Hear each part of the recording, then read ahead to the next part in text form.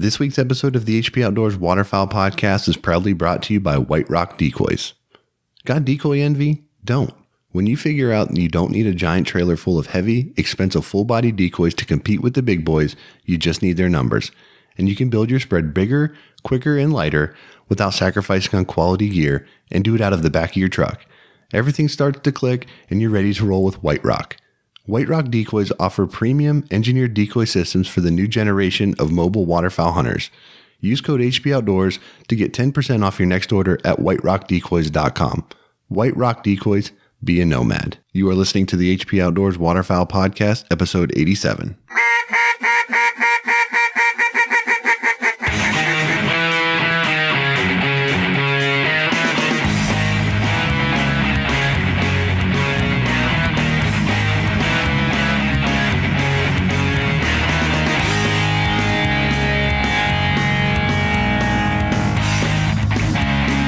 This week on the show, we're discussing the learning curve as Dan spent some time talking with his older brother, Joe, and shares with us some of the challenges that they went through as they got into waterfowl hunting.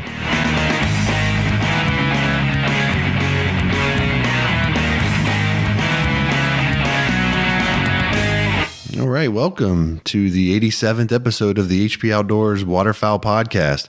We are your on-demand audio source for all things waterfowl and waterfowl hunting. Check us out at hpoutdoors.com. You can find us on all of the social media platforms, Facebook, Twitter, Instagram. If you're a Facebook user, you can head over to our HP Outdoors Waterfowl Podcast listeners group. You can join in there and talk with a bunch of listeners of the show, Dan Harushka, my co-host, and myself. You can also find us across all of the various podcast databases and catchers out there. Obviously, iTunes, Stitcher, Spotify, Google Play Store, iHeartRadio, all the places that you can find good quality content. The good quality content is brought to you this week by Gunner Kennels, engineered for your dog, designed for travel, and built for your peace of mind. The G1 Kennel has set a new industry standard and put Gunner Kennels in a category all of its own. Gunner Kennels was started to protect your pet, and it continues to be at the center of everything that they do. Gunner Kennels are dedicated to building the best and safest pet travel crate on the market. Man's best friend deserves man's best kennel. Check out their G1 series of kennels and accessories at www.gunnerkennels.com. Also this week brought to you by Cornerstone Gun Dog Academy. CGA is the world's most comprehensive online gun dog training resource with over 160 instructional videos, including everything that you need to take a 7-week-old puppy to a finished gun dog. Visit cornerstonegundogacademy.com to sign up for their free preview module and begin your training journey today. Cornerstone Gun Dog Academy, the most advanced gun dog training website resource on the web. So thank you to those companies, and also thank you to Camp Chef, Black Rifle Coffee Company, Mount Airy Hunt Club in Warsaw, Virginia, Lucky Duck, and Southern Oak Kennels. We greatly appreciate the support of those companies and encourage you to support them in any way that you are able. Also, we've got some discount codes that you can take advantage of. You can find these on our website at hpoutdoors.com under the discount tab. Right now, you can enjoy 10% off your purchase at Dunn Sporting Goods using the discount code HPO, 15% off of your first order at Black Rifle Coffee Company using the discount code HP Outdoors. As we mentioned into the intro of the show, 10% off of White Rock Decoys using the discount code HP Outdoors, all capital letters, and 737 Duck Calls. You can use the discount code HPO 2018 for a discount on your custom HP call. I've already mentioned, but joining me this week, as he always does, is Dan Harushka. Dan, what's happening, man? Not too much. You mentioned, we were talking about Sitka waders earlier today, you and I, and some people were talking about the price of them and whatnot. And Dunn's is actually doing a layaway program for them. A lot of people that are complaining about the price and whatnot. So, if you want to get a little help in the finance area, go ahead and lay them away. Yeah, I mean, again, we've beat this horse to death, and it's something that I don't want to spend a ton of time on talking here. Lord knows our listeners group gets enough of it. But I mean, honestly, if you can't justify the money on waders, then don't. I think that even the guys at Sitka would tell you that. Buy the gear that you're comfortable with and that you believe in. And if that's not your cup of tea, then that's cool. But, if you're looking for a superior wader that's going to perform really well in the field and give you lots of use and all that stuff, I think that's probably one of the better options on the market that you can find. So to each his own, and, that's it, man. Do you, I guess. Yes, sir. So, and happy day late birthday. We're recording this. When is today? Thursday night. Your birthday was yesterday. So happy birthday. Thank you. I appreciate that. Yeah, it was a good day, 35 now. I guess that's, firmly mid 30s here. And, just another day, I guess, man. I kind of feel bad for my wife because she gets hit with the birthday and Father's Day weekend in the same week, essentially. Is there anything you asked for or got? No, I didn't ask for anything. I mentioned it in the listeners group tonight. I ordered myself a birthday present. I bought a Yeti loadout bucket with all the trim, accessories and stuff. And that's going to be my smoker/barbecue kit. So it's going to have all my tools and rubs, and I'm going to keep a lot of stuff in there so that I can have it out at the grill with me if I need to or whatever. And it just gave me a good excuse to buy one. So that'll show up at the house tomorrow. And I'm pretty fired up about that. But no, I don't really ask for anything. I'm kind of, for the most part, if I want something, I'll just get it. And pretty much if I buy something that's like a larger purchase, I would say, like some Sitka gear or something like that. Pretty much the understanding is if I spend some money, that my wife gets to spend an equal amount. So right now, I think I'm actually in the hole a couple $100. So my bucket was a little bit back to even for that. Nice. Yeah. So this episode tonight, talked to my brother a little bit about how we got started into waterfowl and, kind of our little journey. We share a couple hunting stories. I had a little sit down with my dad the other night and asked him if he was going to get back into waterfowl hunting. Because I remember when I was little, he would go, but it seemed like, once we started sports and everything like that, he kind of got out of it. And surprisingly, he's like, yeah, I'm actually thinking about it. So he's been listening to the show, and I told him, I was like, you know what, it'd be interesting to have you on here and just talk about what you got into when you were younger and your any kind of waterfowl stories or hunting stories and whatnot. So that might be a future show, but definitely something interesting, and it definitely perked my ears up to hear him say that he'd be interested to get back out and do it. So yeah, well, fun. And that's actually one of the, this interview with your brother and, kind of what you were able to do a couple weeks ago down at Southern Oak Kennels. That's an example of some of the stuff that we're, using, when we decided to bring sponsorships into the show. We got you set up with more equipment so that you can do interviews, and so we basically have the ability to do interviews no matter what, because we live separate, right? So we're like 5 hours apart. So there's going to be opportunities where you may be able to meet with somebody and interview them or get some good quality content. There might be opportunities when I'm able to do it and get some content. So this gives us a little flexibility. So moving forward, we may have instances where we get a little more of this, where it's, you're conducting the interview or just I'm conducting the interview or whatever it is, because, as we do this every week, it gets harder and harder to plan and schedule and align schedules and all that kind of stuff. So it's kind of nice to have that flexibility, and it will provide a little bit of a unique, opportunities and stuff. So, I admittedly, as of this recording right now, I have not listened to the interview that you did with your brother. So I'll listen to it when I edit this weekend and surprise hear it for the first time. So we're hinging the credibility of our show on your shoulders. So we'll see how that goes. But it's good. It's I trust good you're time. fine. It's good. We grew up, Joe and I, pretty close brothers, 18 months apart, but two school grades difference. And, I was kind of always trying to keep up with him and his friends and And, for the most part, he included me in everything. So that was super cool. And it's kind of nice to bring him on and just talk about how we, still hunt together today and, made the trip up to Maine and, making memories. So some stuff that you can, you never forget. But yeah, I definitely appreciate it. He came up, actually, it was almost a month ago, because that was Dawson's birthday and T-Dub's birthday, the 21st of May. Yep.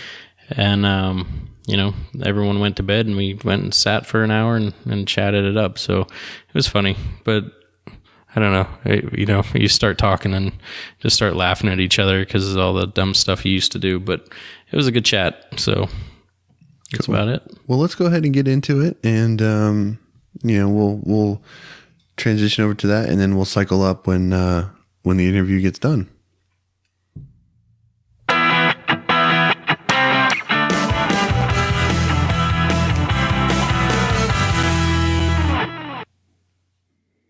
So I'm just hitting record here. My brother at the last minute decided to run home, and it is the weekend my girls are having their first dance recital and my son's third birthday. So he's coming home for that, and the women have went to bed, and we're sitting around drinking a couple brews, talking about stories. A couple, ironically, you're talking about pooping in your waders, and just a lot of how we got started into waterfowl hunting.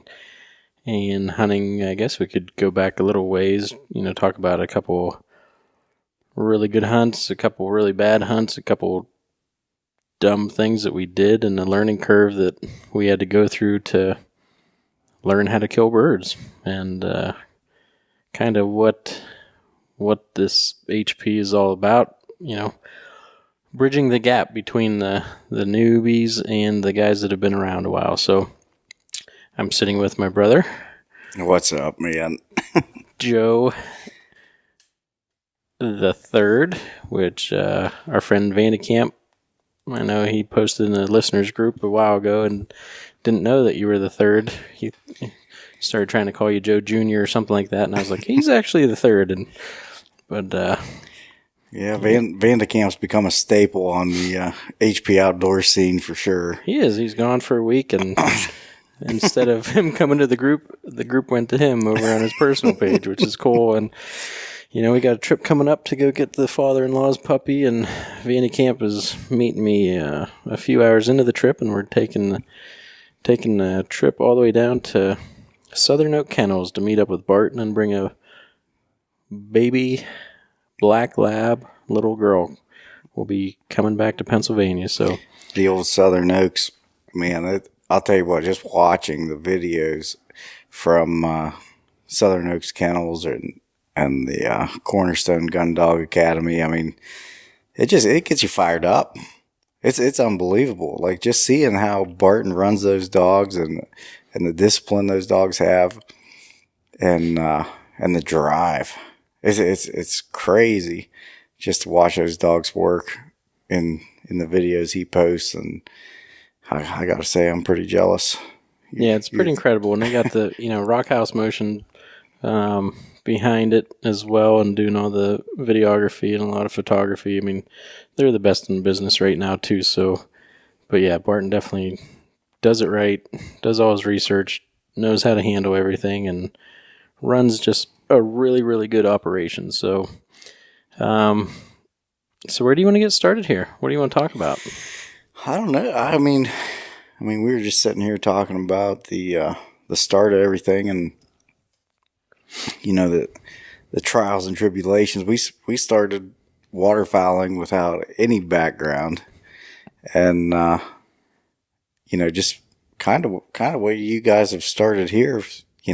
Education through communication, and you go talk to a couple guys and they say, hey, go do this. So you go do that. Sometimes it works out. Sometimes it's a bust. Sometimes it's completely not even on target of what you should be even considering doing. But, you go, you try it out, figure it out one step at a time. We, like, even you and I, we started out hunting in tree lines, sometimes it would work, sometimes it wouldn't. We definitely had a lot of birds land outside of our spread. Yeah. Because we didn't know what we were doing, and setting up and putting the decoys that we had right out front. And it's funny because I remember growing up, even on a property, we lived in town growing up through like middle school, high school time. And I remember coming out to the property now that we own. I guess Dad's always owned a little bit of it, but I remember him having the 12 gauge semi-auto, and it's one of those things, one of the videos that you'd see on Facebook now when he would be, just shoot up into the trees, see how it feels, and it about knocks you on your butt.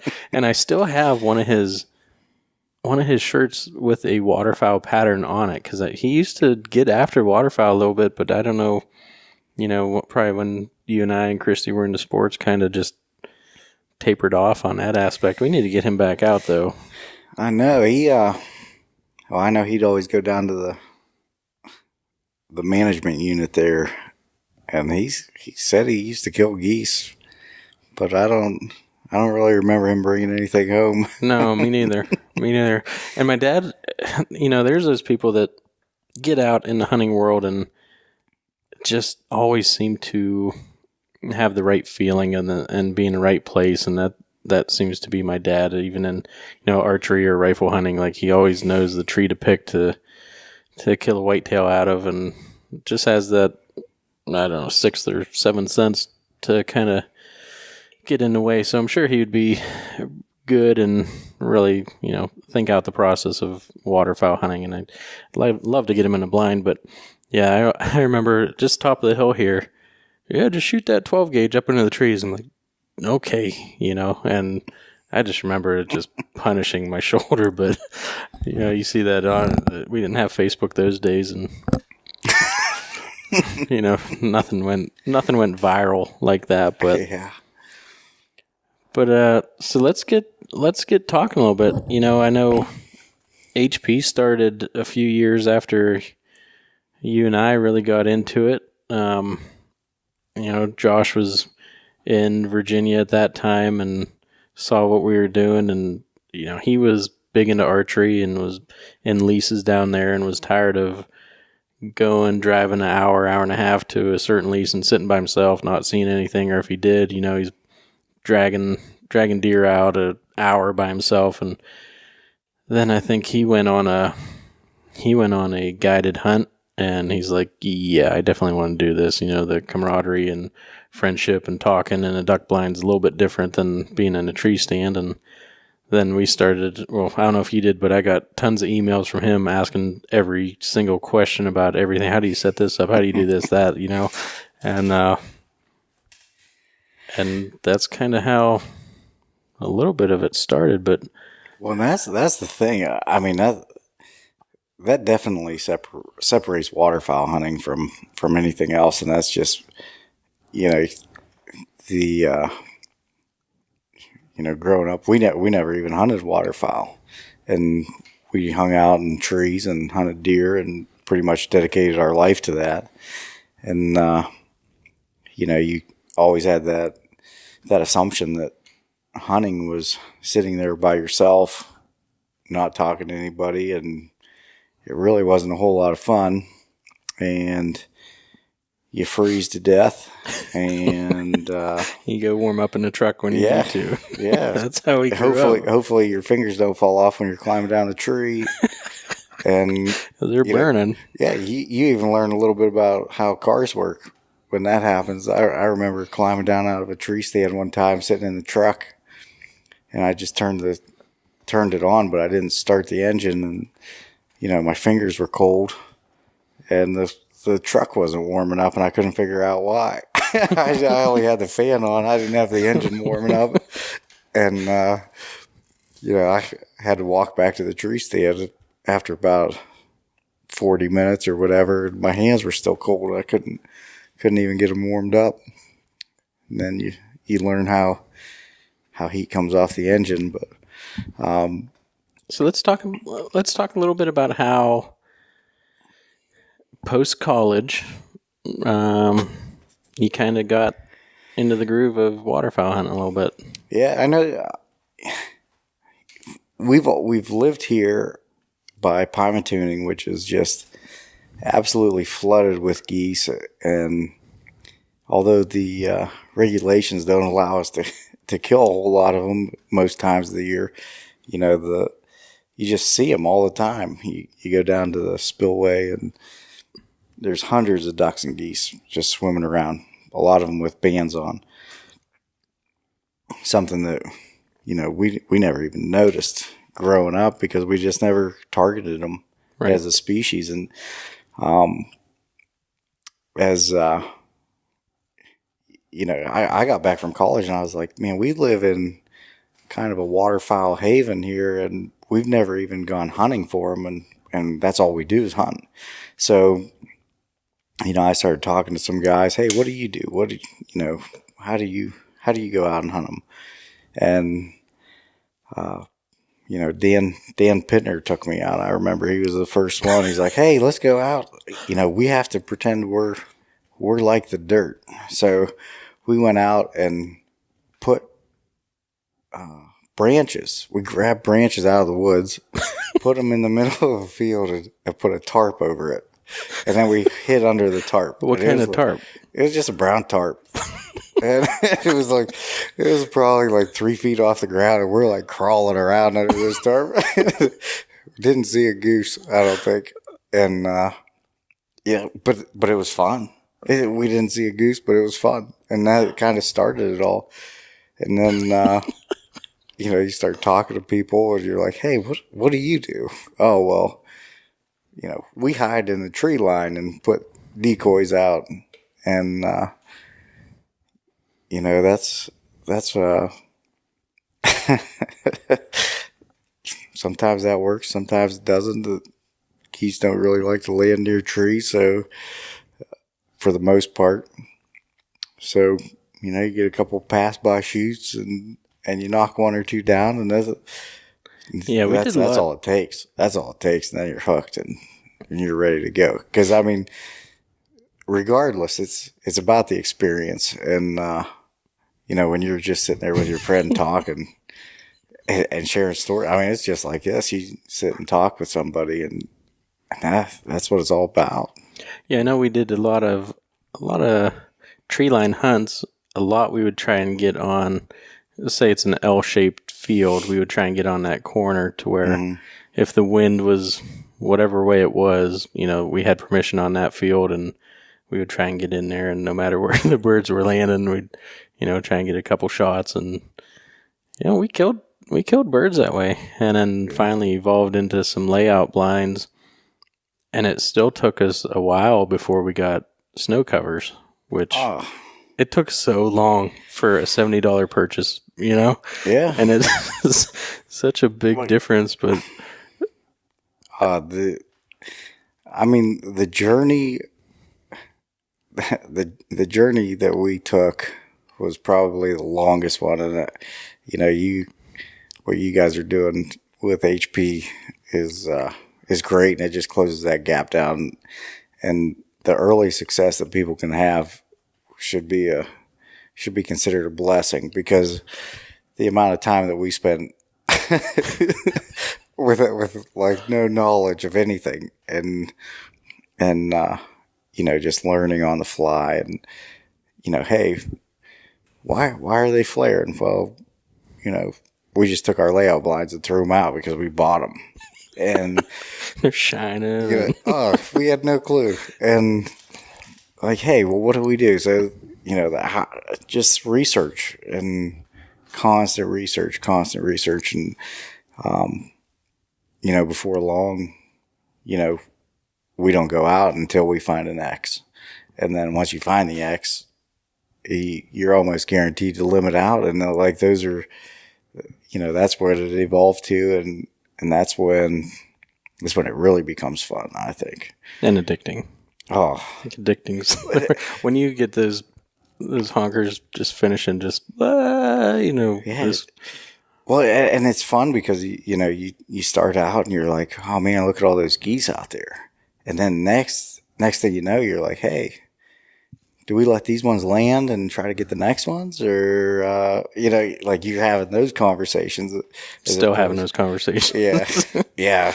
Oh, here's 3 landing, and there's a group of 10 behind them. What do we do? Yeah, that's a constant HP conversation. I don't know. Yeah, I put that one up not too long ago. A lot of guys said, shoot those first ones because you just never know, especially if they're getting a little weary on the ground. You better take them because if they're gone, you better believe those ones behind them, if they see them leave, they are not going to land there.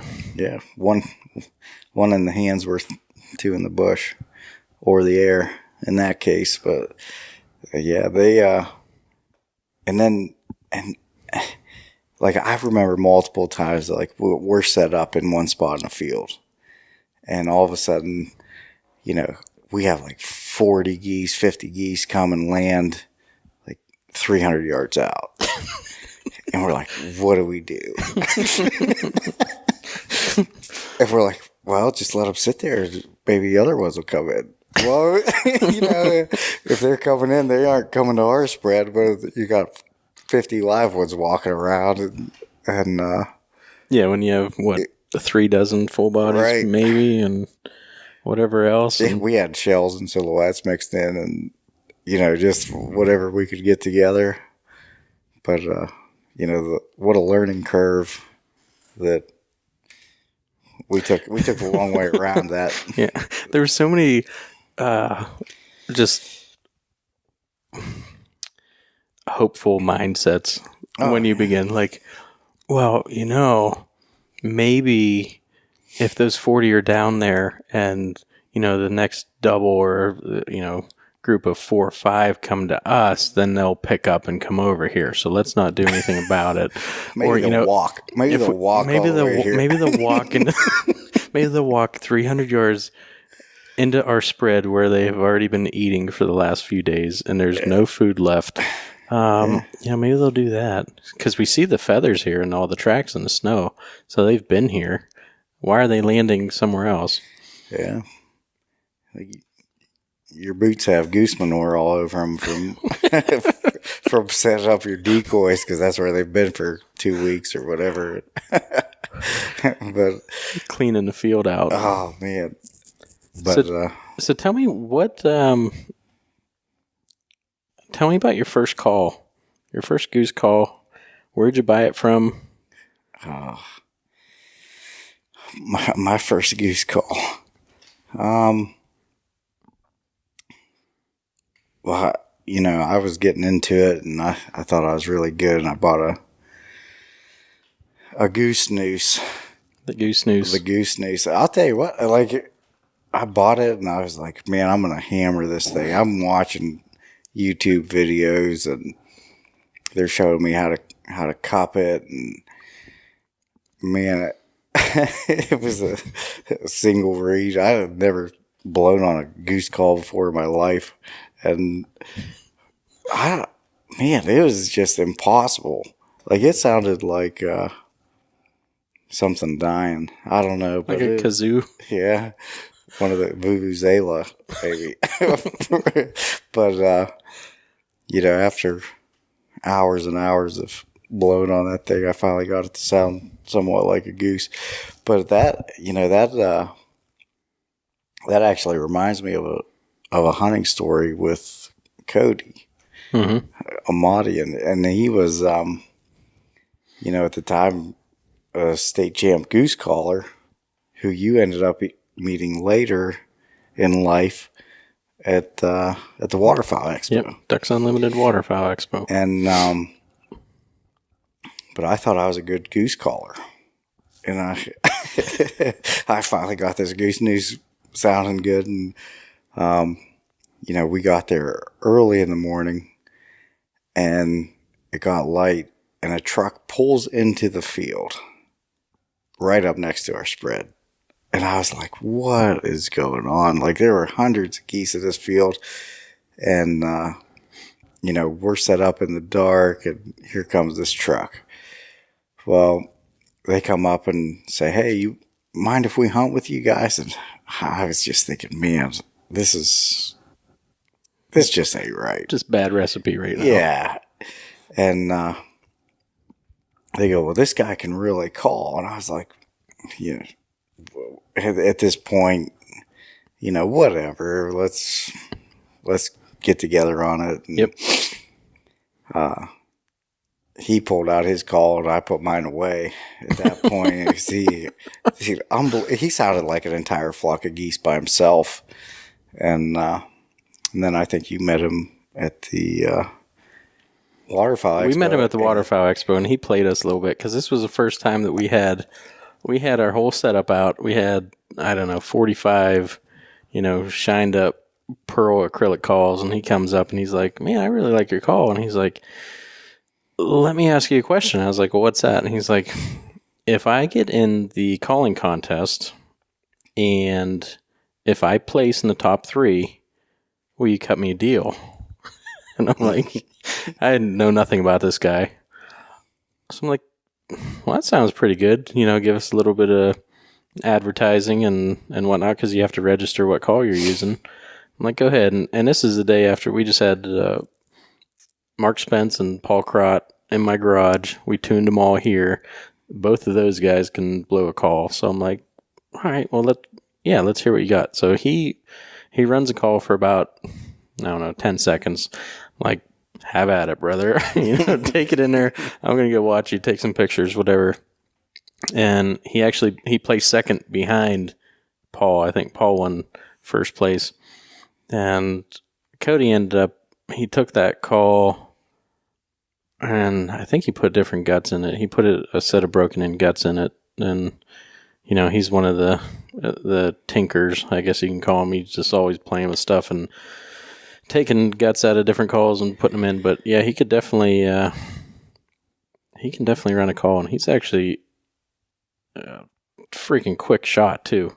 Oh, and you want to talk about a guy that just plays with calls and ammo and guns and whatnot.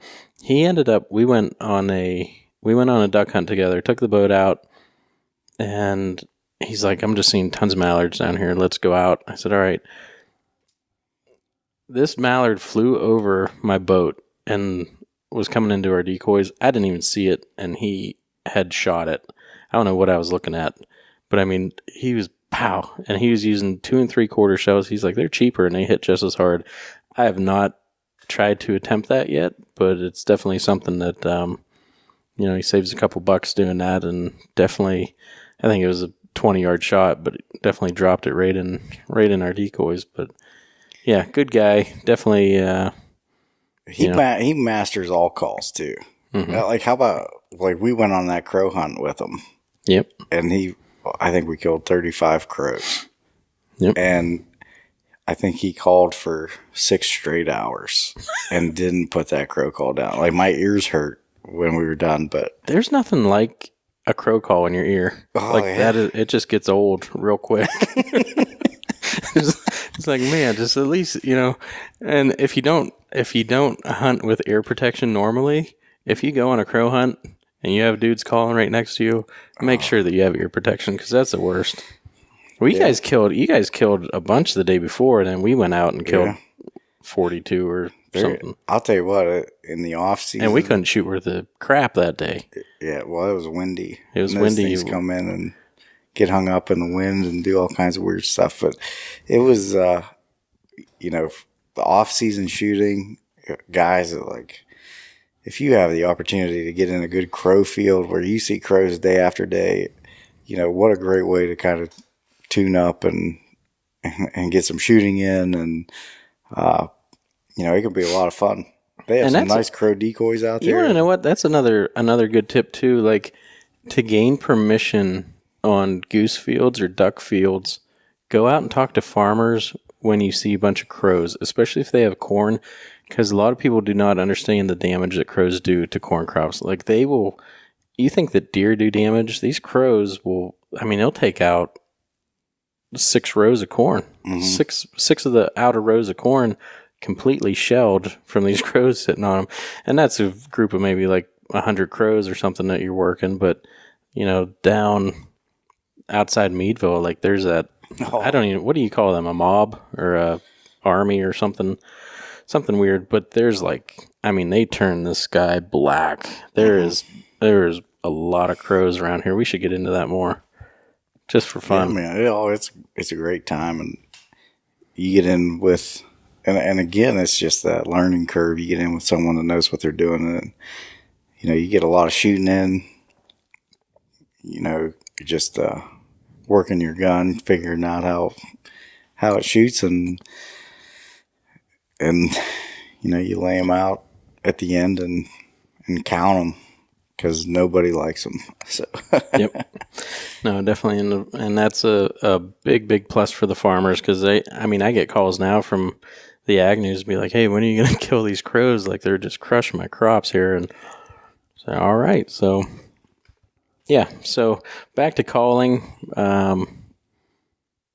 Definitely, and it seems like, and I don't want to say, it seems like a lot more hunters started around here since we started, but I'd agree with that, though. I think our age group and people younger than us, and it's funny because you hear about hunters' numbers dropping, and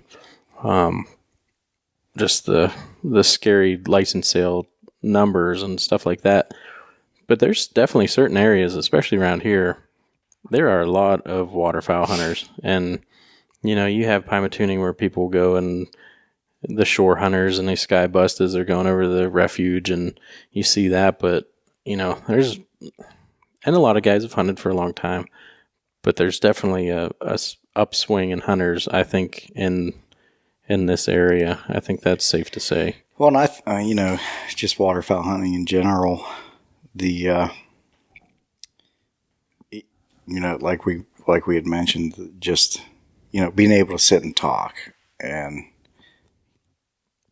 the camaraderie that you build, and you don't have to really prepare.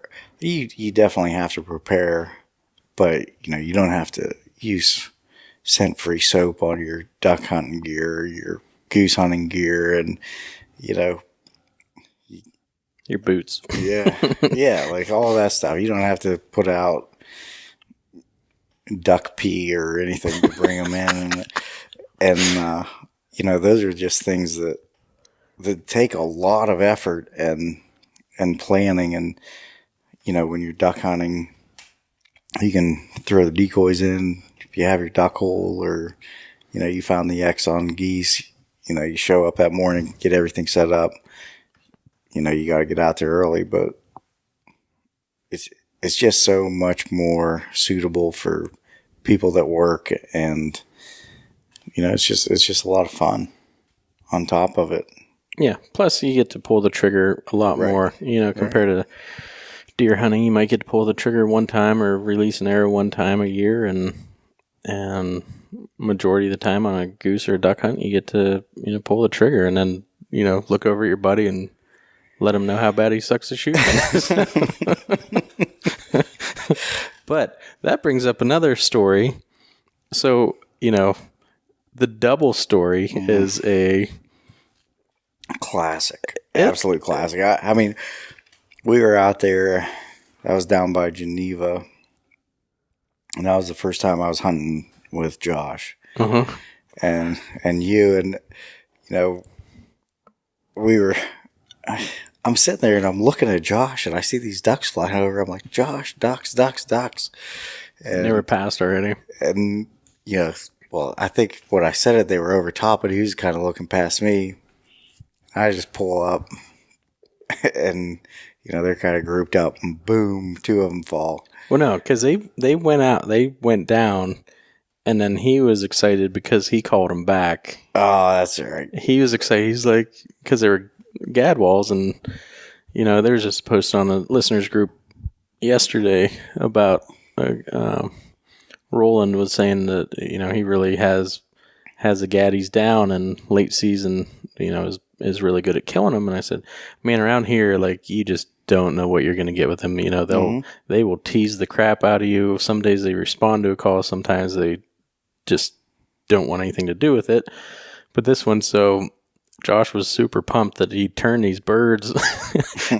they're on their way back. I don't know if you were going to get a duck that was down, but you were definitely we were separated. We were well, Josh and I were still kind of close, but you had walked down a little bit. I don't know if you were getting into more cover or what you were doing. Those birds come back like, on a string coming back to me and Josh. You just, Boom, yeah. boom. And then these birds just but 2 birds start falling. You just hear, double. One almost fell on me, and the other one kind of fell. No, it fell. One fell right next to me because I got splashed with the water from it. And I'm sitting there. I didn't know if I should be mad because I'm like wet with swamp water, or I'm still laughing so hard because these birds landed, and I'm just like, "You gotta be kidding me!" Like that was probably one of my best lines ever off the cuff. Yeah, just double. But it was loud, and the funny thing is, you hear we can't see you at all, and then you just hear, boom, double, and I'm like, what? And then before you know it, like I'm watching these birds just get folded and land right in front of us, splash us, and it was an experience. It was funny for sure, but that was the best gray duck day we've ever had. Oh man, yeah, we lined them up on the back of the truck. I mean, we didn't limit. We were a couple away from a limit, but it was definitely. But I think we killed a widgeon that day too. It was definitely just a oddball. Yeah, for around here, for sure. Yeah, that was a good day. But there was another hunt at the same place. Mm-hmm. Go ahead and talk about that one, because this was like the 4th time into this place, I think, and we had to. I remember being worried once we got in there that we might not be able to get out. Oh, you remember that? The mud. Yeah. As far as the trucks. Well, I think I'm the only one that drove in. I had the diggers on and got in there, and I'm just like, oh my gosh, because it was a mix between a frost and just mud. It was straight mud. Right, and then once the sun came out a little bit, it made it a little worse. But that was we had just had that great day, and then we go back out, and before shooting time, we just Kimber's there, and we have all these ducks. There's probably 80 ducks right in front of us, and Kimber was just a pup at the time. Yeah. So, to go through this, so to get to where we were at, like the island that we were set up on, you had to drive in off the road, and then there's ponds there, and maybe waist deep at the deepest spot where we were at, and then flooded timber back behind us, and so we wade across it. So any birds that were there were gone because we walked through it, set decoys, and then got on this dry land. And then looking back from where we just walked to. So that's our setup. Mm-hmm. And it was me, Kimber was right next to me, and I was like loading up as all these birds were flying in. And it got loaded up. Well, next thing I know, like Kimber was laying down next to me, and she just like decided to go for a swim. She penguin slides down into the swamp pretty much, like just casually, to where she didn't make any noise, and I didn't realize it. Like, get back here, trying to whisper and trying to get her to come back. She's out there. I don't know if they thought she was a beaver or what. Like just swimming right in between them all. And I remember being so upset. Like, she's going to run all these ducks off, and none of them moved. No. So they're all sitting there, And how far? What is this, like 40 yards across this water? Right. So they're at like 20. They're at 20. And they're just dumping in. And she's between them, causing ripples. Comes back, finally comes back. Comes back, sits. Shakes off. Yep. Sits. These birds don't do a thing. Right. Shooting time comes. So we wait like another 4 minutes. And I'm just like, oh my gosh, we're just going to clean house right now. Oh, yeah. And one of us clicked the safety, and all the ducks flew away. We didn't even get a shot off, and we didn't see a duck the rest of the day. Yep. Well, not one flying in the distance, not a duck anywhere. That was And I think we sat out there till like 11 in the morning, or maybe even later, just because we figured the ducks would have to come back at some point. They just never did. Was that a weekday hunt? It might have been. But Kimber, like, swimming out there with the ducks, they didn't move. I was pissed too. I was pissed and embarrassed, and I'm just like, Kimber, get back here. And then I'm like, oh my gosh, she's just like, she might catch one. Like, it was in the back of my head. I'm like, she's right there. Like, what are you doing? And then they moved a little bit. She came back, and then just, I guess in that situation, a thing to do different is to actually shoulder your gun and then click and pull, because I don't know, but yeah, it was like that was the strangest thing. So let's go. Kind of sickening this. So I'm sitting here with my brother, if anyone's just starting to listen now, and we had a lot of good hunts together, a lot of bad hunts together, a lot of learning together, and he still withholds some hunting spots from me, which is super cool, and I'd like to punch him in the throat sometimes, especially on opening day a few years ago, where he and his buddy and his buddy's brother went out duck hunting. So tell us about that whole day and what you came back to my house with. Yeah, we, well, to be honest, that's not my fault. That was somebody else's hunting spot. And I got invited to go, and, it was half of this swamp is owned by a duck hunting club, and the other half is owned by a farmer. Since then, the beaver dam that held the water in was blown up by the railroad, and the water's gone. So it's really not a spot anymore.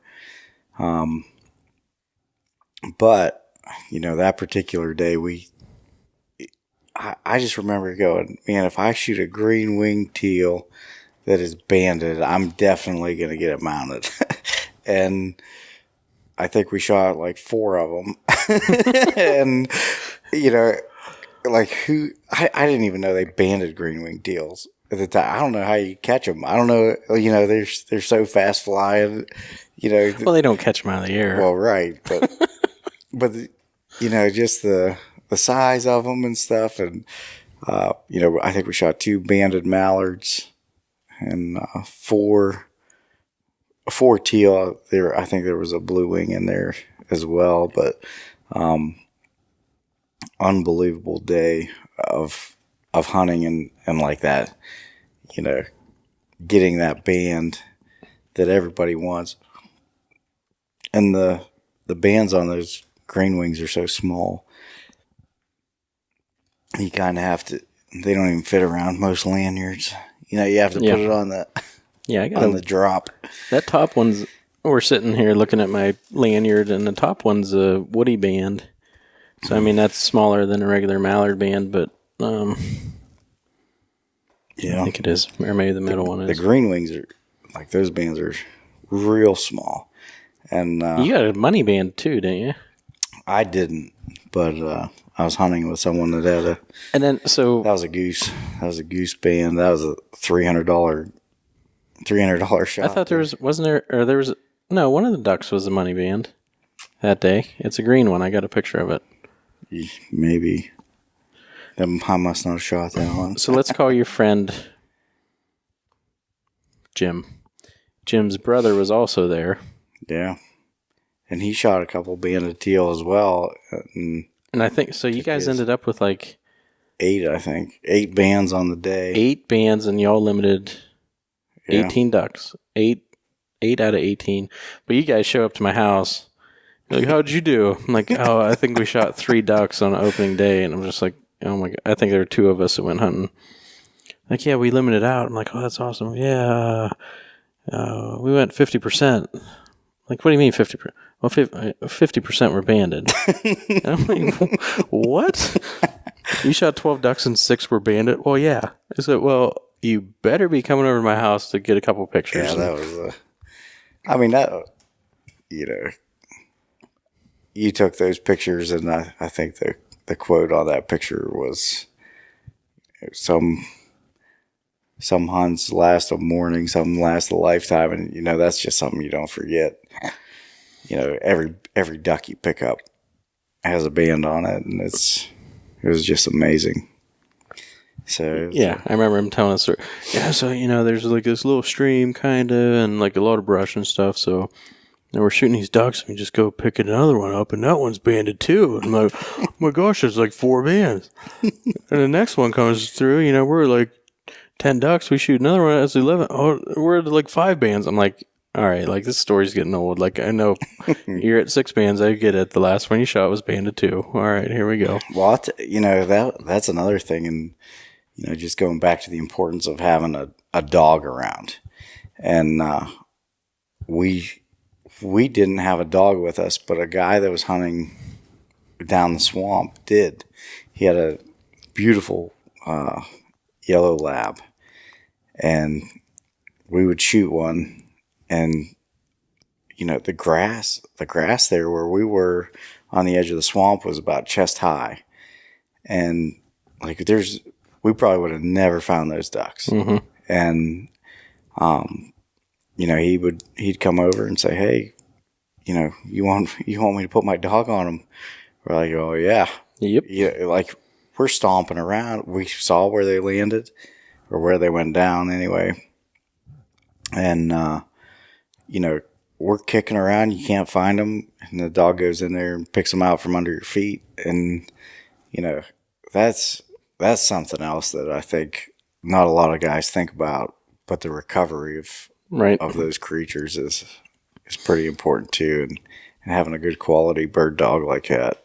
I went out with, I think I told this story before, but I went out with Jamie Gregg and his boy, and he shot he's young, so water swatting, you know, if you believe in it or not, whatever. But a hen woody came in, he shot at it, and it took off, and he shot again and dropped it, but didn't kill it. Well, it was like over this little hump. I was like, I'll send Kimber and, you know, just let her work. So she swims out around the beaver pond, gets over, gets on his trail, and it's to the point where it's like 5 minutes. And I'm like, all right, Kim, get back here. You know, I'm trying to call her, and next thing I know, I see weeds moving in a direction that I never would have thought they would move, and I'm like, you got to be kidding me! Like she's on something, or else she'd be coming back.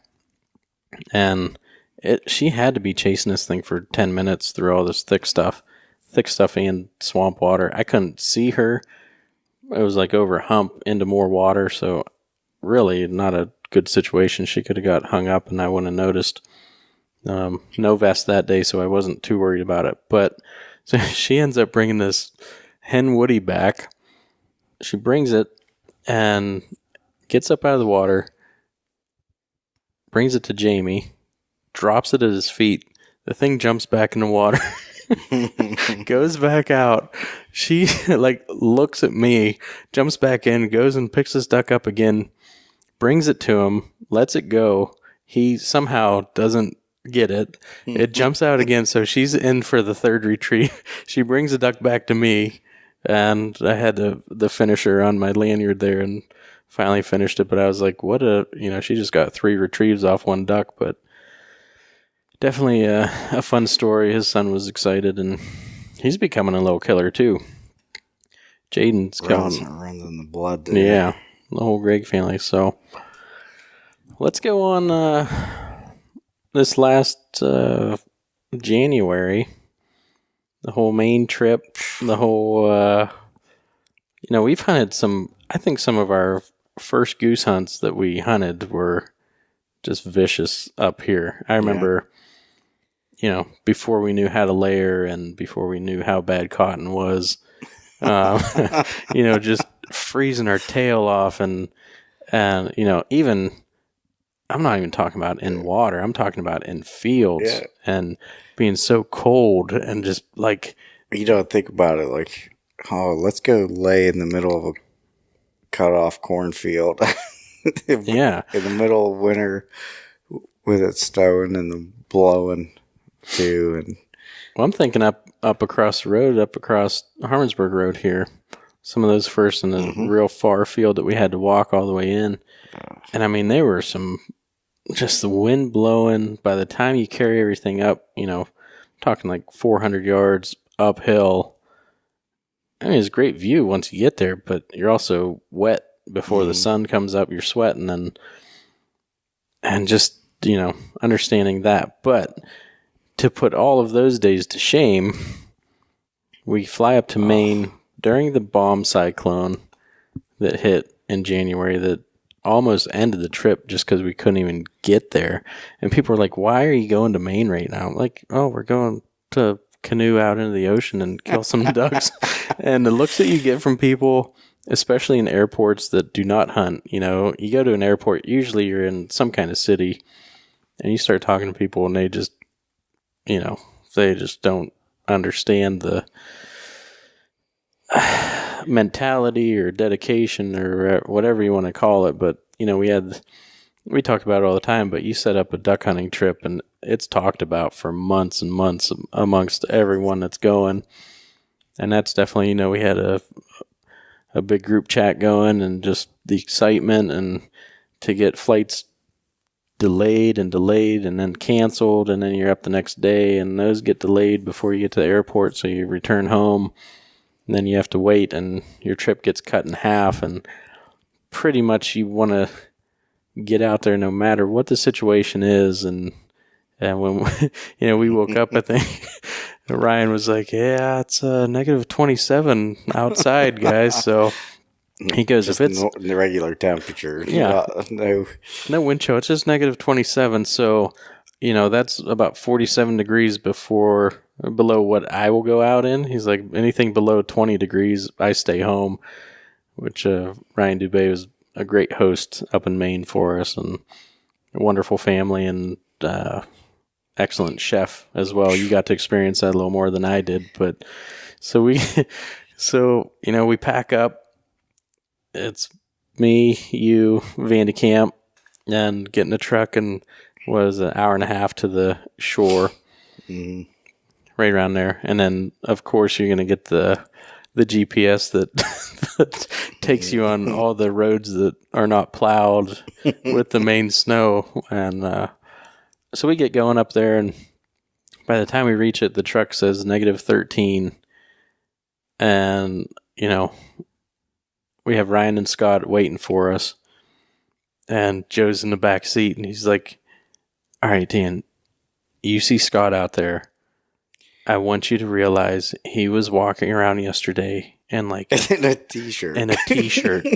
And it was the coldest I have ever felt in my life. So what you're seeing right now is not actually reality. And I'm like, all right, well, if, they're getting ready and starting to unload boats and stuff. So let's see what we got going here. And then Scott comes up, we've talked a lot, and with him being at Garmin and the relationship we had there and for a few years now. And he comes up and he's like, Dan, nice to finally meet you in person.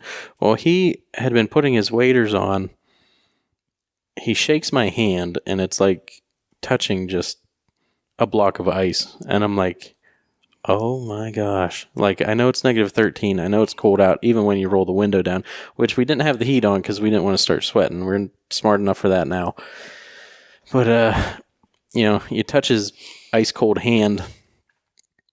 And I'm like, all right, boys, this is about to get real. So he's like, we're going to pull over here, take the canoes off, pull in, and get loaded up. And that's just a feeling that I will never forget. Because, I mean, it was to the point where I didn't know if I was going to get my waders on. Yeah. Oh, it was pretty miserable trying to get prepared. Well, I remember, and then, God blessed us with Sika gear too, because I had you were there. You were like, you really don't need all that stuff on. I looked like the kid off of the Christmas Story. I couldn't even put my arms down. I was so scared of that weather. It it was. Yeah, I'm sitting there and I'm like, Oh, all my right, gosh. I'm thinking about like the worst case situation here. And I'm like, Joe, all right, you had a Hudson.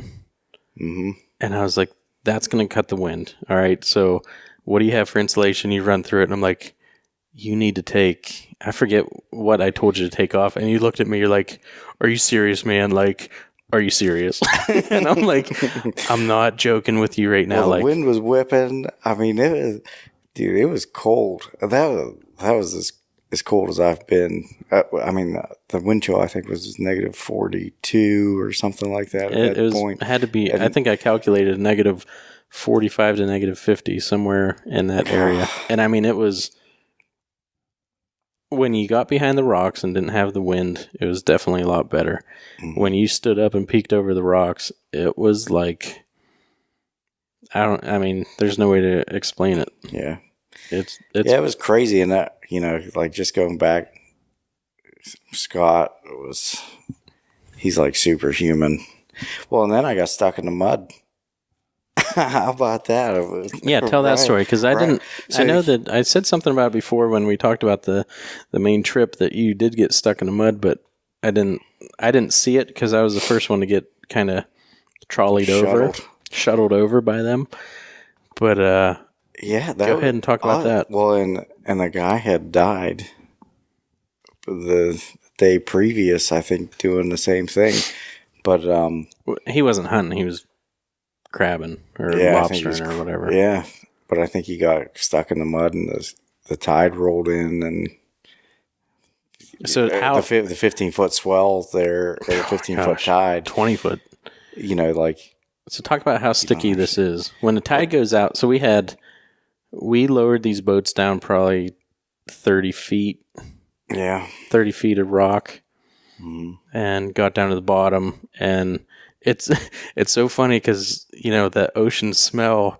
You're used to the ocean smell when it's 90 degrees and you're on a beach and have Coronas or something like that. But we get there and it's just like, how is this not frozen?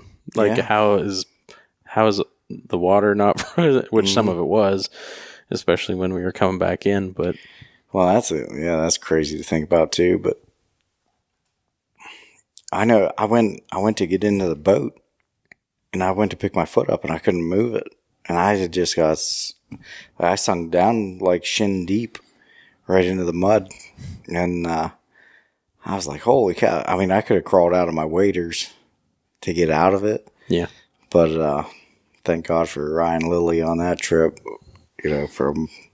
So how'd you get out? He's from what? Old Town. Old Town. He's brand manager for Old Town now. Unbelievable guy, and between the two of them, that's the best guided hunt I've ever been on. That wasn't guided, but those guys are incredible. But he just sat there. He goes, just kind of pull your foot out, and I'll pull your boot out. And I was like, all right. So I pulled my foot out. So you're holding on to the side of the canoe? I was like kneeling on the canoe halfway out of my waders. And he's like reefing on my boot. He couldn't get it out. And he reached down beside it, pulled it out. He went to shake my hand, and all the mud from where he was touching my boot and the side of my boot was actually frozen. Like, it froze that quick. On his hand. On his bare hand. Well, on his glove. He had gloves on. But on. he's like, we'll shake hands later. and that was kind of the end of that. But man, like, you could see how dangerous that would get in a hurry. And, you'd be hurting for certain with that tide coming in. Yeah, we would go across this water and get out there, and we were out of the wind for a little bit, and we as we're driving in, we knew that there were eider there, and just the excitement kind of, and also knowing that there's a game warden watching you the entire time from a perch made it that much more comfortable. And you see the comments on the listeners group, and old green pants the possum police or whatever. But like you know, and they have all kinds of names, and some guys like them, some guys don't. But if you're doing things the right way, there's no reason to dislike them. Right. And they're there doing a job, and that day, that guy was keeping us safe, and he was ready if something bad happened. And what a great guy. I mean, to sit there and and that was and help us out. We talked about connections made through the podcast and listeners group and stuff. And Ryan, he's good friends with the warden there, so he let him know what we were doing, and we get back and he's like, you boys are crazy getting out there. He's like, those emergency services are pretty limited today. So I was hoping I didn't have to get after it. But oh man, I mean, and then really thinking about the worst case scenario and trying to prepare for that. Dubé providing a dry suit there in case something bad happened, and he does a lot of fishing, so he has a dry suit just in case someone needed it for going back. I mean, we were prepared to a T. Yeah. And I think you have to be in that situation. And just so then, I mean, we get out to the rocks, and these rocks, they'd be difficult to get up without ice on them, but they were covered in ice. I mean, they were covered in ice, and it was like, I don't know. That was we killed 3 birds, and that was a trip of a lifetime, like an experience that I will never ever forget. And pretty soon I'll have one of the birds up here on the wall, but to help me remember that. But just crazy, and I don't think you'll forget it. But just everything that went into that trip, the months of planning, and then the weather that just happened to roll in there. Yeah, I mean, essentially a hurricane blew through, a winter hurricane, right on the date that we were going to be there, and we found a way to hunt through the hurricane and kill a few ducks. And some guys might think that that's not a lot, but for that situation, it was more than enough. All the out-of-state guys. Yeah, all the out-of-state guys killed a bird. And there were the situation too, like we could have killed golden eyes, black ducks, but sea ducks were the only thing in. Right. So, I mean, there were there were opportunities, but definitely opportunities. We saw scoters before, but they were on the other side of the water. And it's an experience. And it was, it wasn't expensive. There's a lot of, if you look into the regulations in a place like Maine, if there's a non-occupied building, you really don't, I don't know if there was a distance that you had to be away from. Maybe it was like 100 yards. 100 yards. So a lot of these places are summer homes, and, you can get onto the shoreline, and even if you have to row out to some outcrops, but you better know a 20-foot tide coming in around 10, 11 o'clock. And that was pretty impressive, because I think Scotty's like, we got to get out of here around 10, 10:30, 11 at the latest. And I'm like, well, I know there's a tide, but, being hunting the Eastern Shore before, you get like 3 foot, maybe 3, 4, 5 feet max. He's like, no, we're talking like 20 feet. Like, these rocks are going to be underwater. I'm like, are you kidding me? He's like, I am not joking. So, well, and that's the thing. We went and, after we came back, first of all, most of the water had left, and what was left was now covered in ice. Mm-hmm. So it was slushy, and we're in canoes. And then, we get the boats loaded, drive down the road to check a spot, and come back, and the rocks that we were sitting on were pretty much covered. Yeah, you had like a 20 feet. It had to be. 20 feet higher than the water was 20 feet higher than what it was when we had left. And talk about Scott's rowing ability, dude, unbelievable. Paddling ability, rather. I think.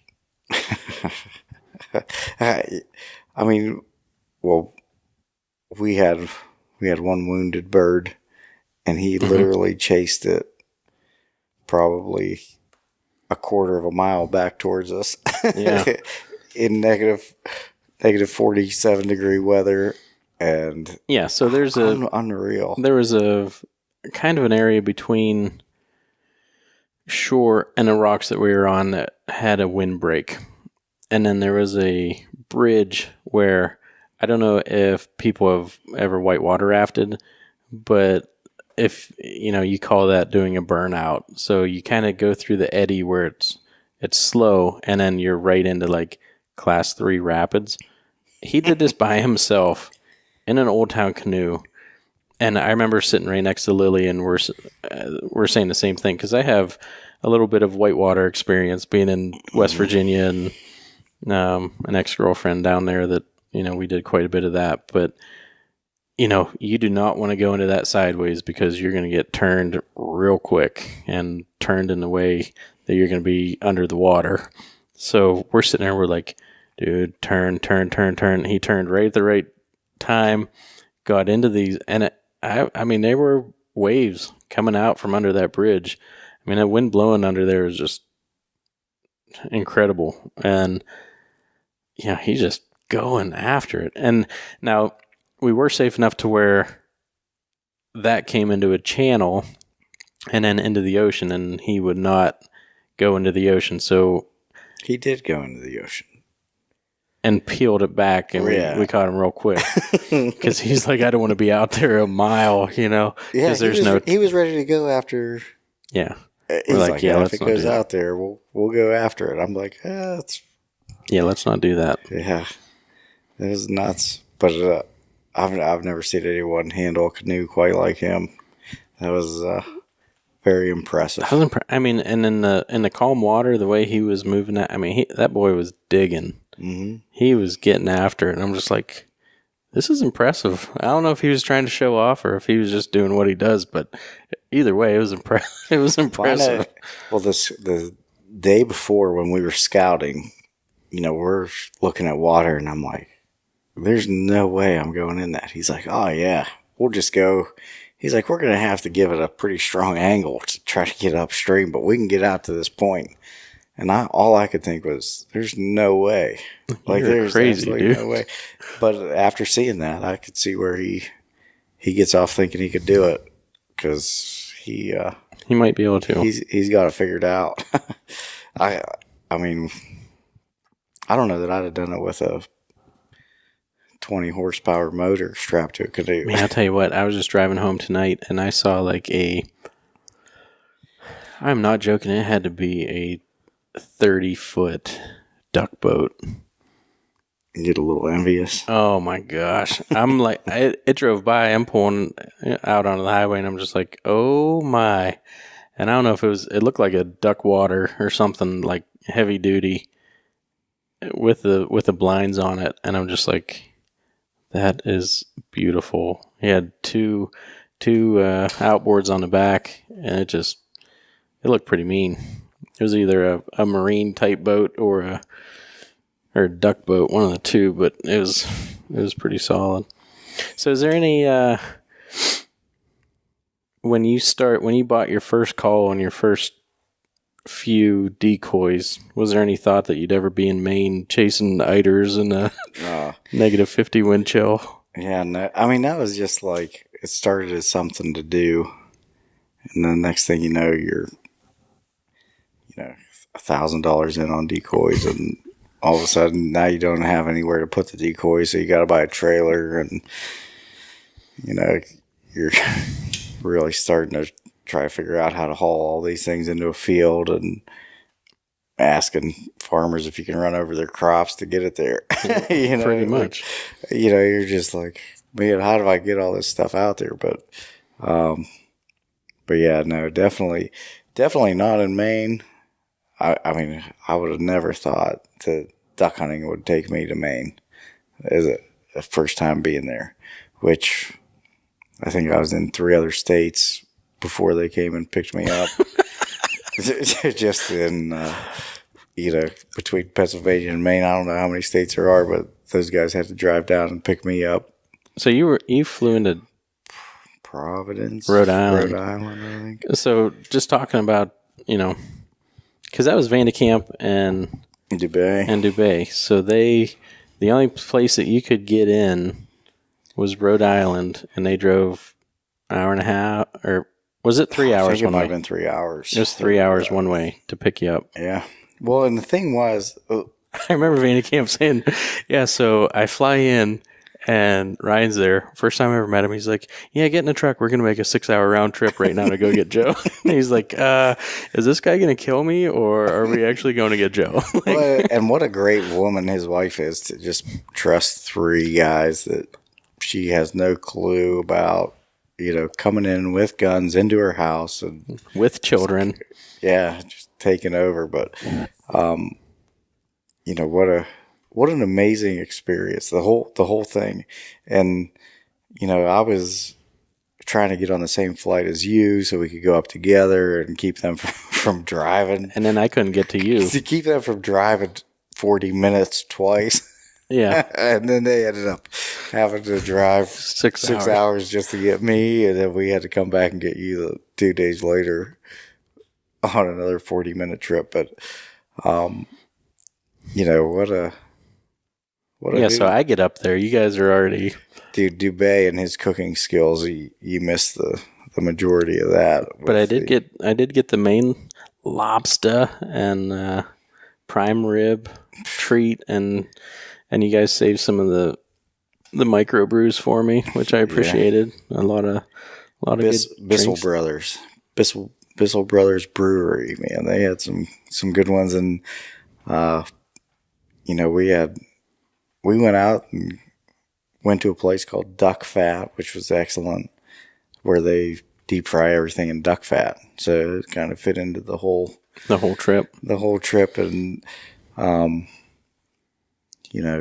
Vanderkamp, he's always organizing get-togethers, but what a great guy he is. Although, first thing, he was, he's kind of new to the Sitka scene there. So he was trying on some of my jackets. First thing, breaks one of the lampshades in Dubé's basement.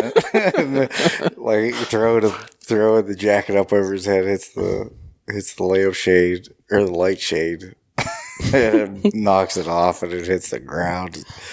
Oh man, just like I remember getting that video. I'm like, oh my gosh, guys! Like, yeah. And again, this is the first time we had all met, and I mean, the other part of that is, though, through the group, you're sitting there talking, chatting on Messenger for months, and you feel like these guys, and they're friends, and we had discussed all of our hunting ethics and how we go about things, and like it's like you've hunted together your whole life, and what a crazy thing to think about. Yeah. And even, we had Ramsey Russell on.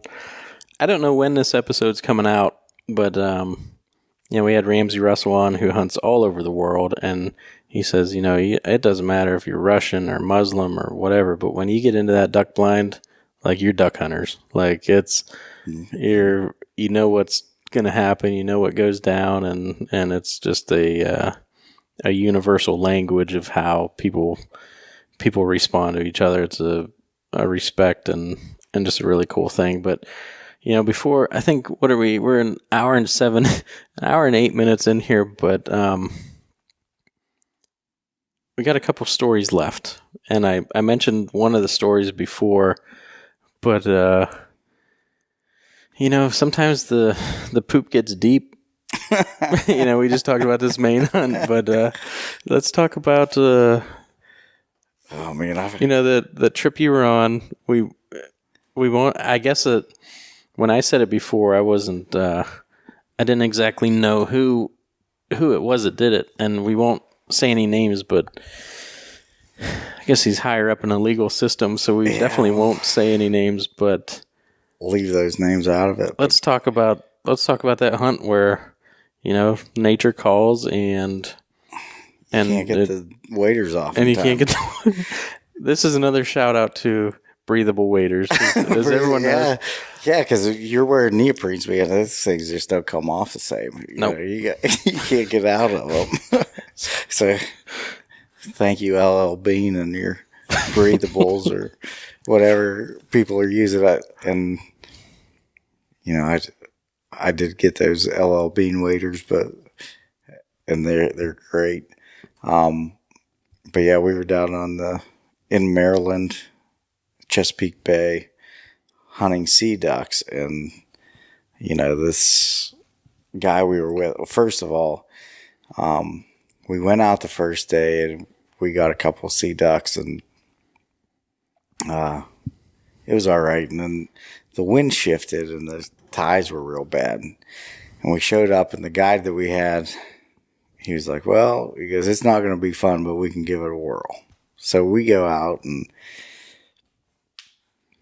the guide's name was Jesse. I mean, this was quite a ways back. I don't remember his name or the guide service's name, but I will never forget his name because it was screamed so many times on the way out to where we were going. Because the waves were coming over the front of the boat. We're jumping these waves going out. And this was another day that was freezing cold. And, we show up and it's dark out. And the guy I'm with is just like, Jesse, you're going to kill us. What are you doing? And we're jumping these waves. I'm just kind of praying that we make it out there. And, it's, he wanted to come back in in a hurry and didn't quite make it. And, we just couldn't get to the bathroom in time, and he filled his waders. So that's, it happens to the best of us. But pretty funny story, and that's another one that'll live in infamy. Did you have two poop stories? Well, the other one was me. Yeah, with you. So we were hunting, and Dan, where Dan lives, there's a pond just up the road, probably about 10 minutes, and it's always full of geese. And we were going out, and as soon as we got done setting up, man, my stomach just started rumbling, and I'm like, holy cow, this is not good. And I'm up pacing around and out of my blind, which is a rule I try not to break. I have the 3 rules of goose hunting. Rule number 1, never leave your blind. Rule number 2, if you leave your blind, make sure the doors are closed. Rule number 3, refer back to rule number 1. So, I'm up pacing around trying to get this to buckle down. Yeah, buckle it down. I just needed it to go away for a little bit. It wouldn't, and then it finally calmed down, and I, crawl back in the blind. It comes back, and I'm up moving around again. And Dan had the F-150 at the time with the combination lock on the door, and so eventually I was just like, this is not happening. I'm going back to your house. I need your combination to the door. I was like, where are your keys? You're like, they're in the truck. So I get up there, and the doors are locked, and I don't know your combination. So I'm yelling at you. I'm like, what's the combination? This was terrible. I was in so much pain. I'll never forget this. It got to the point where I'm like, I don't want you in my truck. No, I wouldn't have blamed it. But getting neoprene played into this. So I'm, I think I sent you a text message or something. You finally sent it to me. I'm waving my phone, like, check your phone. You sent me the code. And I'm laughing the entire time. oh, my gosh. I was sweating so bad. I'll never forget how bad I was sweating. And for multiple reasons. One, I was wearing neoprene. Two, I was in pain. And three, I just ran 400 yards to the truck, a dead sprint, just to wait for a passcode into your truck. Yeah, and there's 2 roads right at this pond. Yeah, so, there's no pop in a squat. Yeah. In a field. So early morning, car's going to work. No pop in a squat here. So I finally get in the truck. I'm driving back, make it all the way to Dan's house. Man, jump out of the truck and they're wet. Like the pressure from jumping out of the truck. So my clothes were laying across your driveway as I'm running into the house and just trying to clean stuff up as I'm going in. Oh my gosh. Unbelievable. Unbelievable day. I actually didn't know that happened. I think we killed 3 bands that day after I got back there. Yeah. It ended up being a positive day. I was down a couple garments, but you're like, where are your shorts at?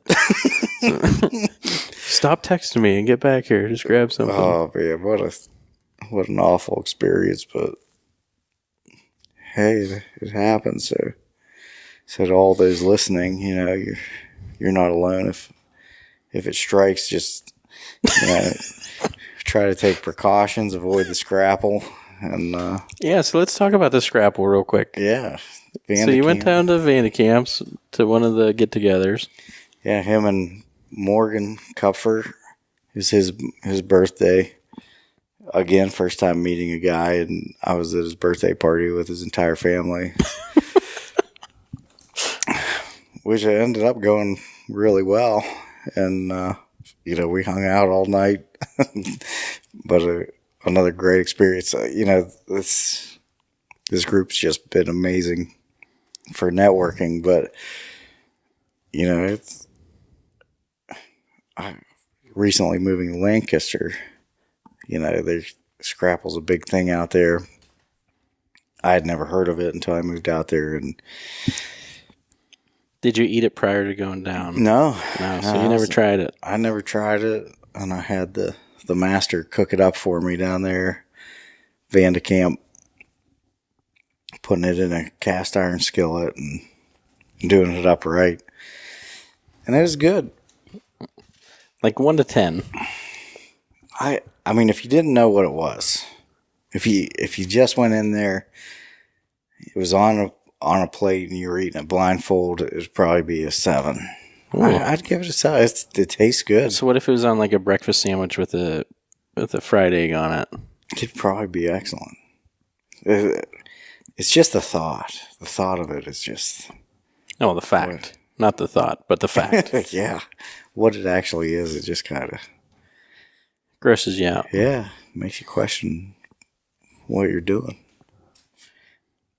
Makes you question your life. Yeah. Like, what life am I... choices. But not bad.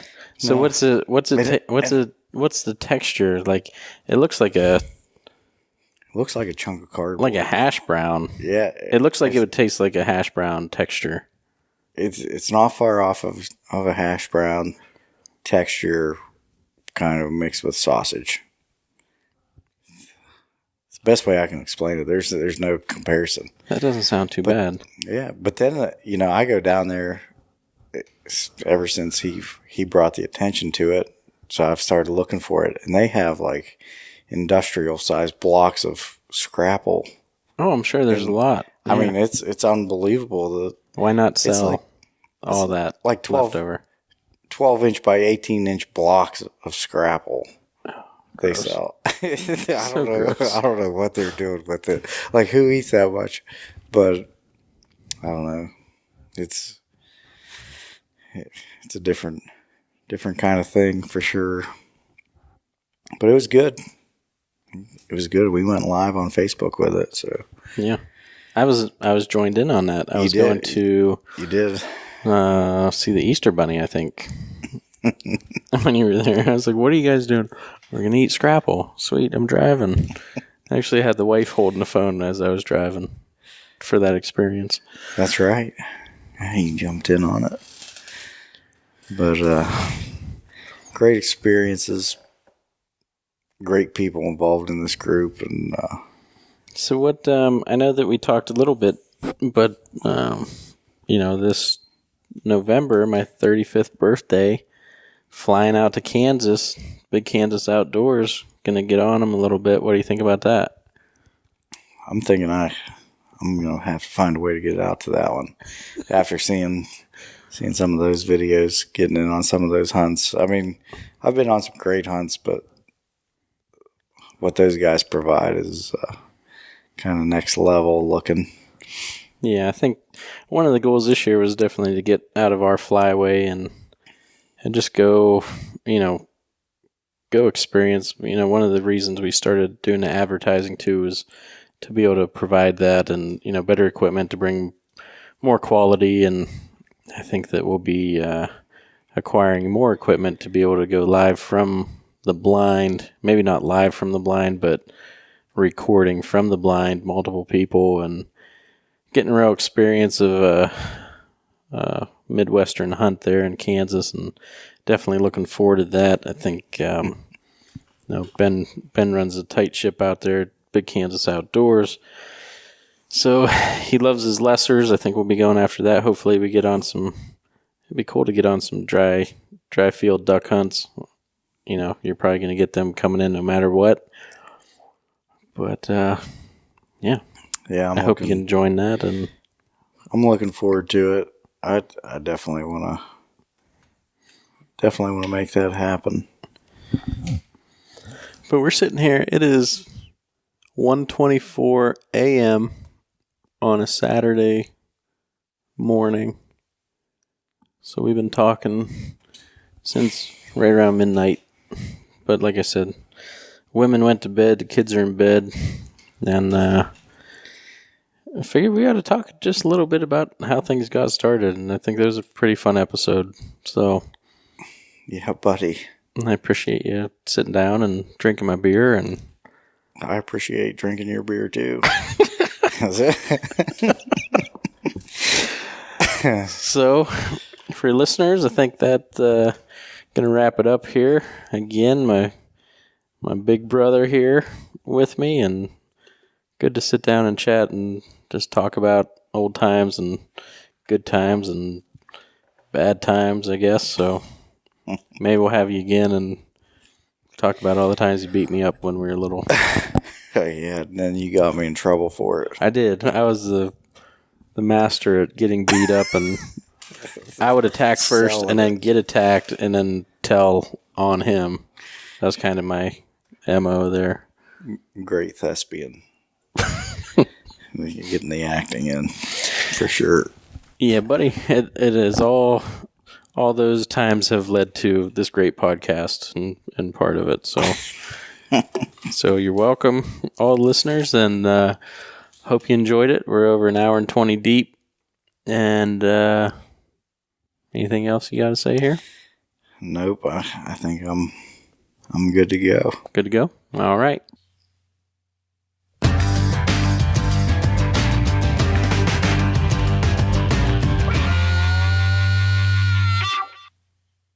Working the sound effects. Haven't used those in a couple. It's been a long time since we getting after it. Used the transition sound effects. But someone made a comment a while back, and they were listening to the old shows and made a comment about how much more effort we put into it back then. So we'll get back into some sound effects, I guess, here and there if that's what the people want. But anyway, hopefully everyone enjoyed the chat that you had there with your brother, and again, it's something that hopefully we'll be able to do a little more of and kind of get some unique perspectives as the opportunities arise, and divide and conquer to make sure that we're able to bring, new and fresh content every week to you guys as we try to keep up with that. So I will say it seems now that we're releasing on a weekly episode, the whole when are you guys releasing your next episode craze has cooled down. But the new thing is now everybody wants new discount codes. That seems to be the thing. How about it? Like, hey, do we have a discount for this? Do we have a discount for that? To those people, I would say, if we don't have one that's specifically what you're looking for, use the Duns code. That's your discount on almost everything that they offer. You know, there's some restrictions, but most of the stuff you're going to be good with Chad and those guys over at Duns. I'm sitting here laughing to myself because you still haven't listened to this episode yet, and there's two. Correct. There's two poop stories. I know everyone can see me, but they can't see me. But this is my surprised face. One's actually Joe himself. I couldn't as we were talking. I remember him leaving the field in my truck the one day, but I don't think he ever told me the full story. So it was it was funny. It was funny to hear. But anyway, my favorite part about hunting stories is how so oftentimes things that are, you know, minor or like unique to a one-time thing or whatever are the foundations of inside jokes and like jabs at each other for like years to come. Right. You know? Yep. It's like that one time that something happened, you will never live that one thing down. And maybe you did it right, you know, 100 times, but the one time you screw it up is the one time that you never live it down. So like holes in my waders. Yeah. I mean, you know, that was kind of a big deal. But you know, now you got holes in the waders, you got holes in the canoe. A lot of holes going on over there. Way too many holes. Way too many holes. Yeah. Got to fix that up. What else is going on? I think that's about it. 87. This is 87, so we're officially like 3 months away from numero 100, right? Yeah, that's kind of closing in quicker than what I'd anticipated, it seems like. So we need to figure out what we're going to do with that and how we're going to orchestrate the madness, because it's kind of a lot going on with that, and super exciting, and it's going to be a really good opportunity for, you know, a lot of people to listen to this show to take advantage of and have an opportunity to win some really great stuff. And of course, it's just a thank you from us, and you know, it's a thank you to all the companies that are involved and that are supporting not just the giveaway, but supporting us and this show. And you know, I do want to bring up something, actually, now that I'm thinking about it. You know, when we started this show, when did we start? Like 2012? Is that when we started releasing episodes? No, it wasn't that. No, because this is our 4th year. Oh, so it wasn't that long. Like it wasn't 14. that long ago. So, I mean, we've talked about this before, but the whole HP concept started back in 2011. Right. And has kind of evolved over time. And now that we've kind of transitioned to primarily, you know, a podcast and sort of as you see it today, you know, when we first started this, there wasn't many people out there doing anything like what we did or what we're doing now. The whole podcast thing got predicated, as I've mentioned on here before, is I like to listen to podcasts when I work out, because I think that listening to people talk about a subject that you're passionate about or that you can engage in is easier for me to kind of tune out what I'm suffering through than it is to just listen to music that just kind of, I just tune out the music and focus on whatever I'm suffering through. So it kind of helps me get through my workouts. Anyway, at the time, I was looking for more waterfowl related content, and I couldn't find any. I mean, really the only podcast remotely that I could find out there was what Kelly Belts was doing back then. And that was pretty much it. So we kind of started doing our thing. And for a long time, we were like the only really ones putting out any kind of regular podcast, you know, any content on a regular basis. You know, fast forward to now, there's no shortage of, you know, a dozen or so different podcasts out there that are putting out good quality content. And I think that's really great, because you've seen the explosion that podcasts have done on the big game, particularly Western game side of hunting. And, I'm looking on the top 10, or I'm looking on iTunes now, and there's 1, 2, 3, 4, 5, 6. There's probably 7 or 8 in the top 20 right now on iTunes that are big game focused. So that market and that niche has been much bigger and much quicker to get to the podcast stuff, where waterfowl, for whatever reason, has seemed to kind of trail that a little bit. But now what you're seeing with more shows being produced, more coming out, you're seeing a lot more of that. And we've seen our listenership grow, I think, because of that. And it's awesome. And one of the things that always kind of surprises me that we talked about before we got going here is, we're growing in our Facebook listeners group by like a crazy amount. Like it's pretty fast that it's growing in there. And a lot of people that we're finding are coming to the show or coming to that group, not because they listen to the podcast, but they find out about us through some other way on social media or whatever. And they're coming to the show that way. So it gives me a lot of optimism that with the help of all these other shows, that the waterfowl niche of podcasts, the reach is really starting to expand, and we're starting to see a lot of new people introduced to what we do and what everyone else is doing and things like that. So I kind of take a little bit of pride knowing that sort of in some small way we were kind of the headlight, into that, I feel like, because I don't know if Kelly's still releasing episodes regularly, but a lot have come and gone, and very few have stayed, the length that we have, even though we've had moments where we didn't release as frequently as we are now. But, it's good to see the growth, and it's only going to benefit us and benefit everyone else and benefit the people who enjoy listening to this type of content. So, very cool. And, again, the giveaway is something that we sort of are trying to use as just a thank you to everyone who's kind of hung with us since our first episode.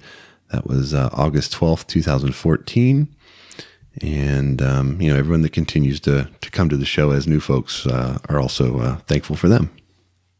Yep, you said that pretty well. There were a lot of people that started up, got a few episodes in, and it is a lot of work. It's a lot of work to keep pumping them out. And there's a few now that are pretty consistent. And like you said, it's cool when we get asked that a lot. Are you mad that this guy's doing that or that guy's doing this or whatever? And no, it's good. If you're putting good content out and helping people, it's going to help people in the field and grow the sport. And that's what we like.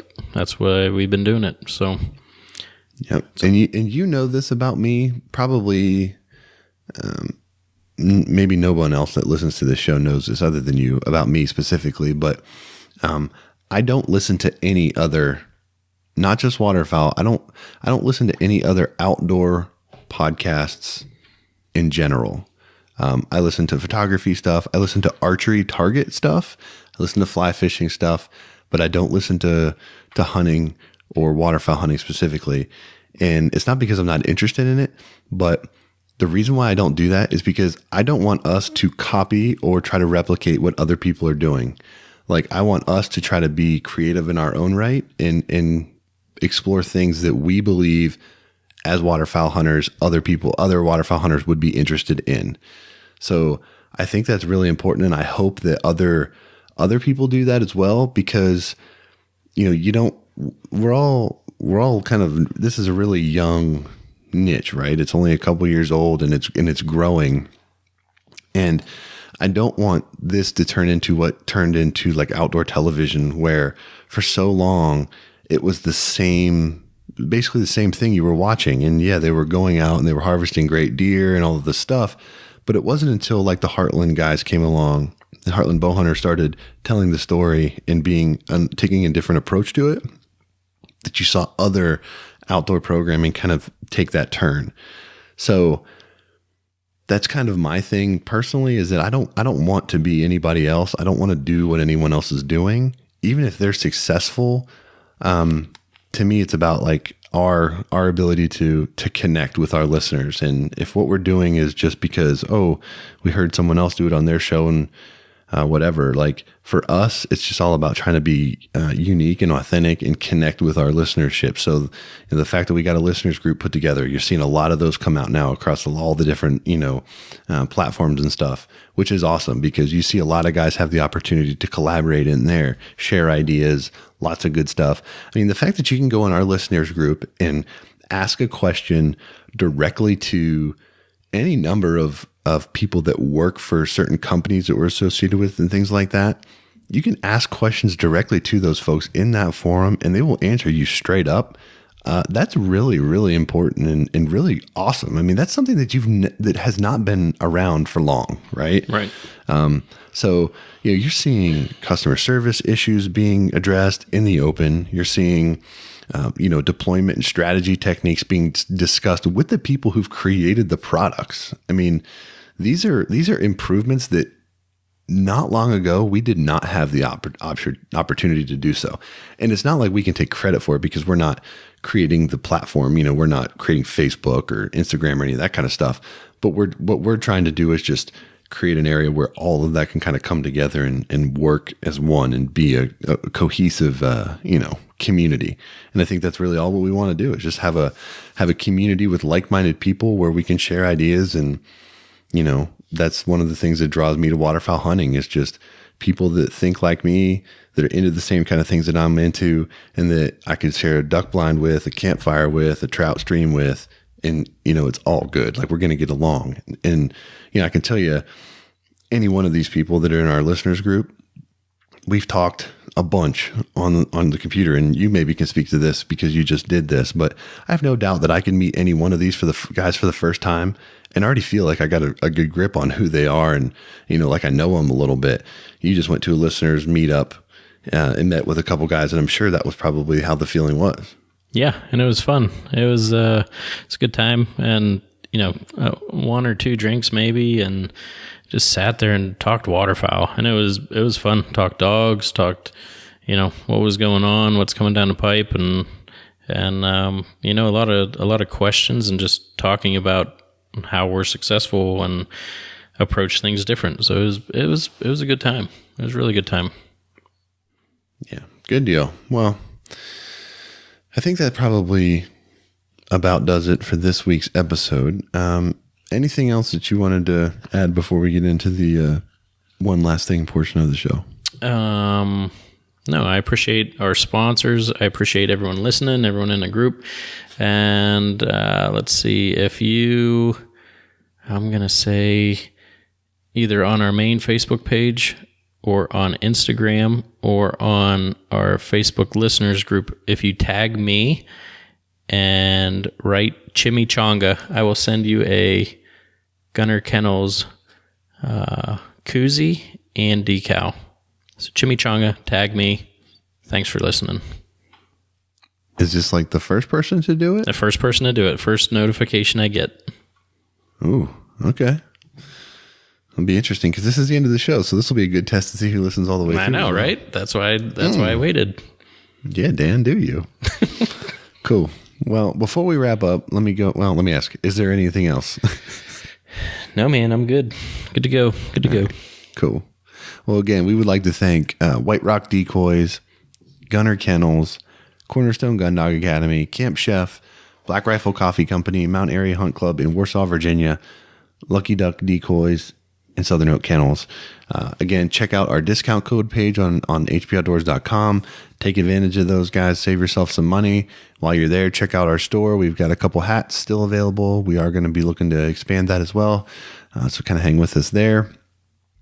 And I think that's that. And that'll do it for this week's show. Let's wrap it up. All right, hope you guys enjoyed episode 87 of the HP Outdoors Waterfowl Podcast. If you hadn't had a chance yet, head over to iTunes. We love those 5-star ratings and reviews because it helps other people just like you find our show. If you like to listen to Stitcher, Spotify, iHeartRadio, wherever you find good quality content, make sure you share that with your friends and your buddies. Get everybody enjoying the show. Bring them over to the listeners group. The more people that we can get in there to collaborate and share ideas, the better off that we will be.